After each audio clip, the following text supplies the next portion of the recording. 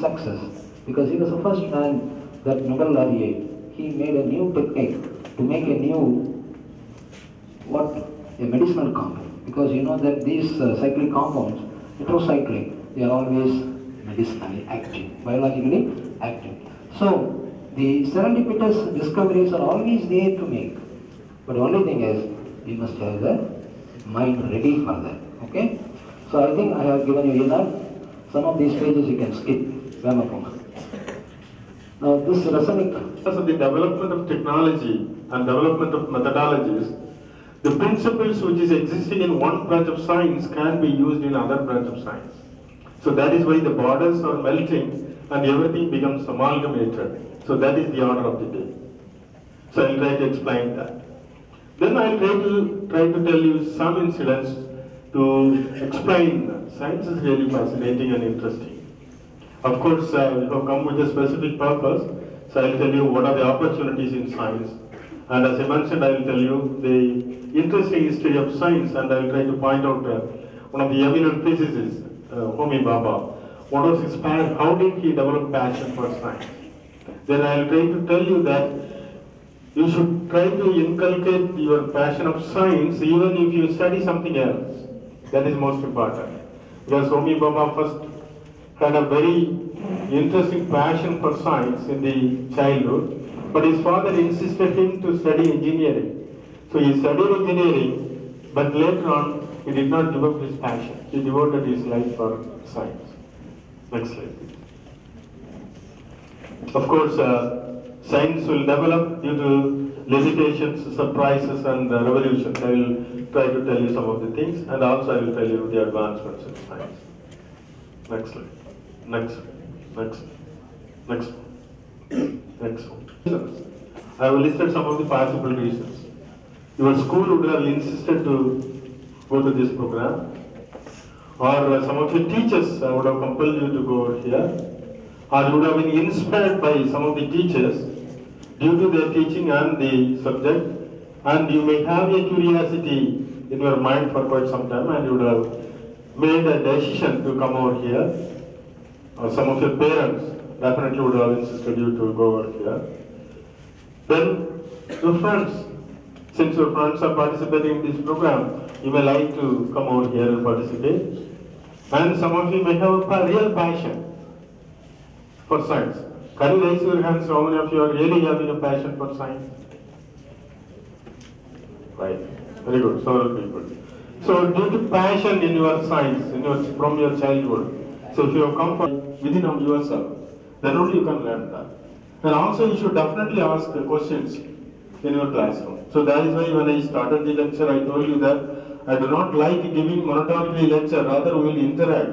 I expect always questions. So that is the best way of learning. But when you ask questions, so if you have enough curiosity in that, definitely you will be tempted to ask questions. So I will tell you one simple illustration. So there was a little boy, his name is Suresh.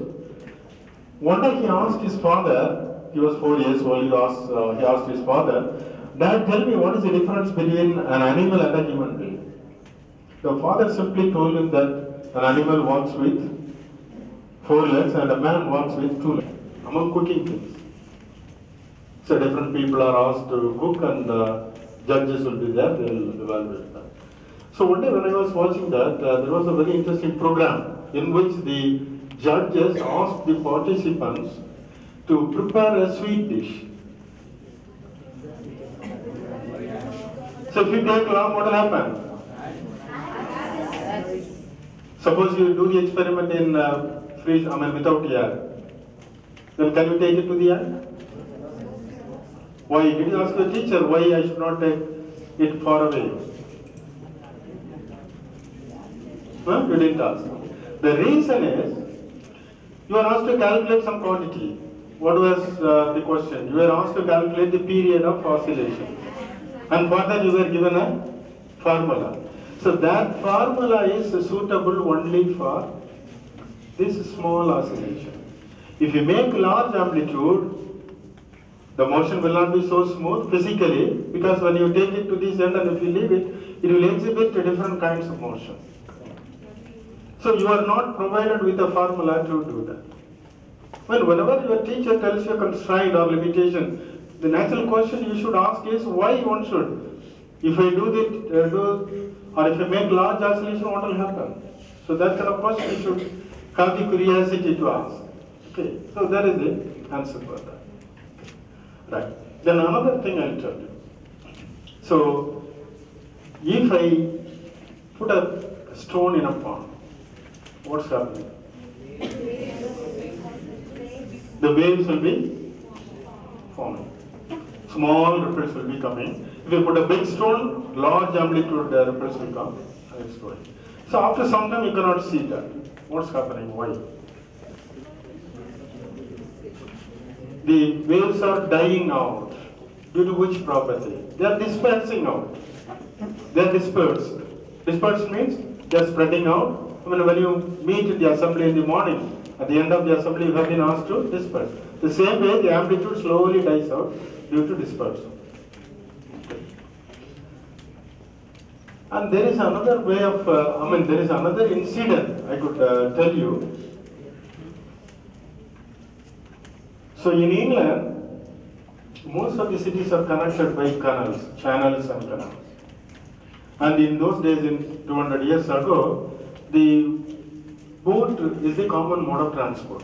Water transport is the common way people go from one town to another town or one city to another city.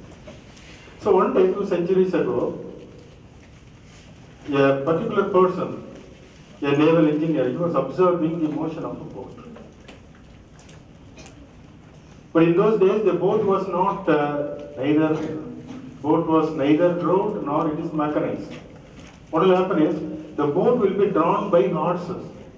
There will be 2 horses which were drawing this boat on this canal. People will sit in the boat and they will go.